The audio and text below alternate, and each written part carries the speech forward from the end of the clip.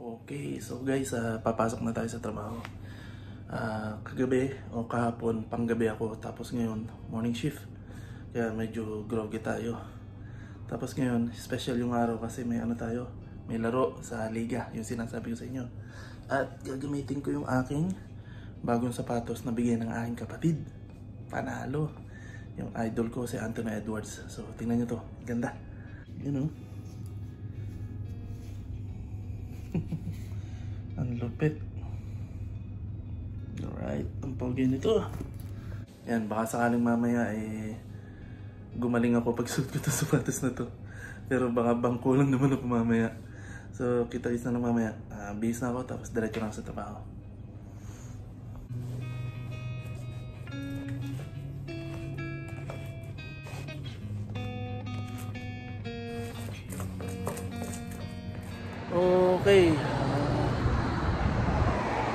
Okay, nandito na ako sa bus stop. At ihintayin ko lang yung bus. Okay, nandito na ako sa bus stop. So, hintayin ko na lang yung bus na dumating. Kahapon nga pala, na-aksidente yung kaibigan ko, yung kasamahan ko rin sa trabaho. Isa sa ipinasok ko sa trabaho. Na-aksidente siya pagsakay ng bus. Grabe. Parang hindi ko ma-imagine, parang sa pelikula ko lang napapanood. Kasi naputol yung buto niya. Yan, tingnan nyo sa picture. Putol yung buto niya. Nakakawa naman siya. Tapos, yun. Nasa ospital naman siya. Buti na lang hindi siya nahimatay. Kasi minsan pag gano'n nahihimatay, nakakatulog, yun, diretso na. So, awa naman ng Diyos, medyo okay na siya ngayon. So, yun. Sick leave muna siya ngayon. Titingnan ko kung mabibisita ko siya isang araw. Sana maging okay na yung kalagayan niya. Kakawa din naman. Dito ako nag-aabang ng bus araw-araw papuntang Dubai. Pero mamaya pagkatapos namin maglaro, or bago ako maglaro, pagka uwi ko sa trabaho, doon ako diretso sa kapatid ko. Doon muna ako tatambay. Tapos sasabay na ako sa kanya papuntang basketball court paglalaro. Tapos pagkatapos namin maglaro, diretso na rin ako sa kanila. Doon muna ako magpapahinga. Tapos tsaka ako uuwi dito sa Sharjah, sa bahay ko. Okay, dito na yung bus ko. Sakay na ako.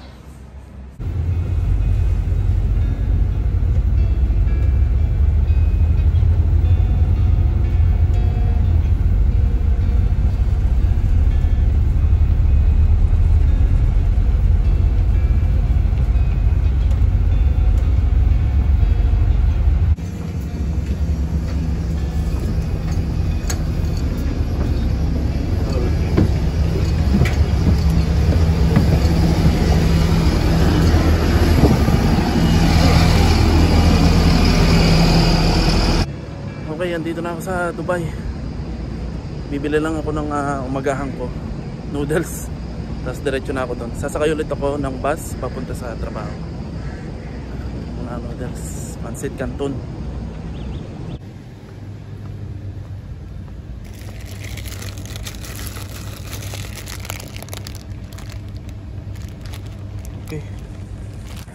Okay. Naghihintay na lang ako ng bus pa puntang trabaho. Alam nyo dati konti lang ang bus dito. Siguro ang inabutan ko mga 10 bus pa lang dito sa Dubai. Tapos wala pang metro. Tapos ginagawa pa lang yung Burj Khalifa. Tapos dati napakadaling maghanap ng trabaho dito.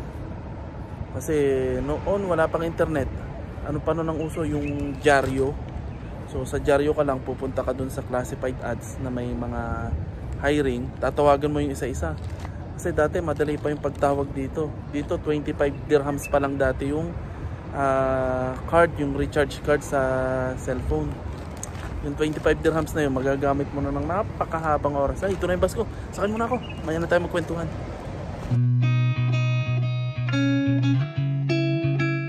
Okay. Ito na tayo, kabababa ko lang ng bus. Umpisa na naman ang duty.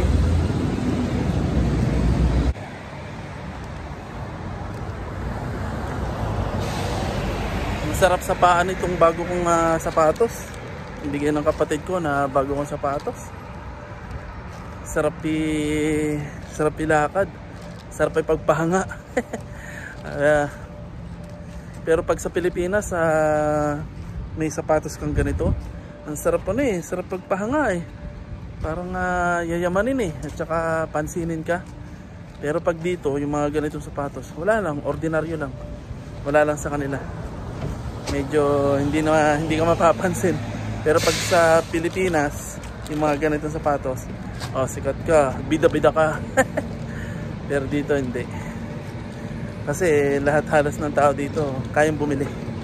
Kahit sa cellphone, kapag sa Pilipinas naka-iPhone ka o yung latest na Samsung, sikat ka na. Kasi yayamanin ka na. Pero dito, pag naka-bagong iPhone ka, bagong Samsung o kung ano pa mga cellphone yan, wala. Kasi lahat sila, kahit yung mga janitor, cleaner, kayang bumili ng mga yan. Kaya nilang pag-ipunan. Ganun dito ka high-tech. Ganun dito ka yaman. Kaya yung buhay na yung parang buhay na social, yung luxurious kung tawagin sa English, dito mo may experience kahit ordinaryong tao ka lang. Hindi ko lang yung susi. Okay, nandito na tayo.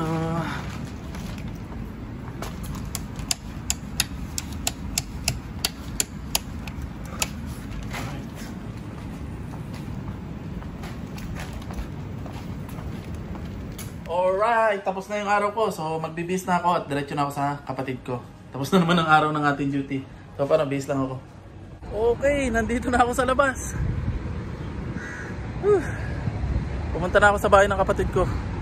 Sasabay na ako sa kanila papuntang Liga.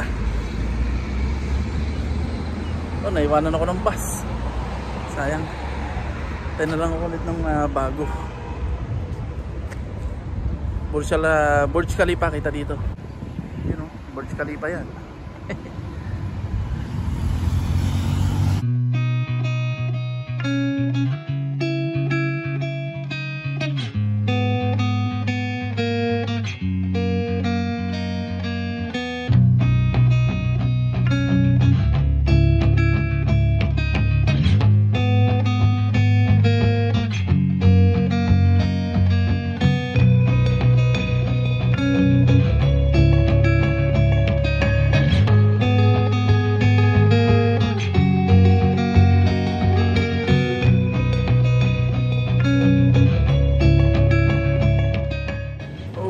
Nandito na ako sa kapatid ko. Sa building nila.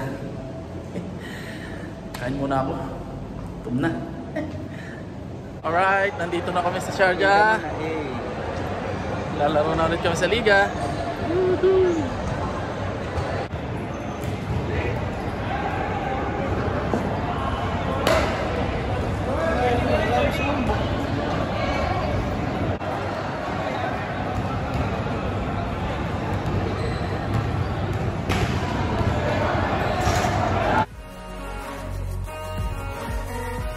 Okay guys, nandito na ako sa trabaho. At yun nga, galing nga ako dun sa kapatid ko nung day off ko at naglaro kami ng basketball. Kita nyo naman. Pero yung larong yun, talo kami. 4 lang ang lamang. Medyo nagkainitan pa pero sa bandang huli, naayos naman at naging okay naman lahat. Pero sayang, 4 yung lamang, panalo sana kami. Yun, talo. Pero okay, masaya naman yung naging resulta ng basketball. Tapos pagkatapos noon, uwian, medyo nagkasiyahan kami kasi birthday ng isang kabarkada ng kapatid ko. O barkada na rin namin. Kaya ayun, nag-inuman kami, nagkasiyahan ng konti. Tapos doon ako natulog. Tapos yun, umuwi ako ng Sharjah kinabukasan. Tapos ayun, diretso na ako dito sa trabaho. Diretsong duty na. So ngayon, medyo lumamig yung panahon. Hindi siya masyado humid. Tapos ngayong araw na to, puro manager na naman dito sa namin, shop namin. So medyo kami yun, medyo bilang yung kilos namin ngayon kasi syempre pag nandiyan yung mga amo, kailangan na SOP o standard operating procedure kami. So yun, kaya mamaya na lang. So Kita-kits mamaya. Okay guys, out na ako. Actually, nandito na ako sa bus stop. At naiwan na ako ng bus. Kahit maaga akong umawas o maaga akong nag-out, naiwan pa rin ako ng bus. O late yata yung dating ng bus. Kaya ito, nag-aabang ako ng bus papunta dun sa kabilang terminal. At maglalakad ako ng malayo. Doon ako sasakay. Ay, no, yun ang mahirap ngayon sa bagong schedule namin. So paano? Late na ako makakauwi nito. See you na lang next time. Bye.